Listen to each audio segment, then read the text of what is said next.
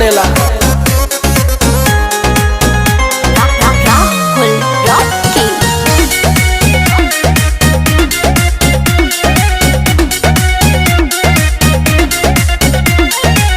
चैती बयरिया मचौले बतबाही, लस लस देह करे आवेला जम्हाई।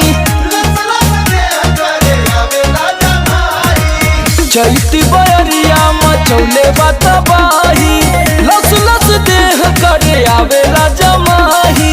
कैसे बता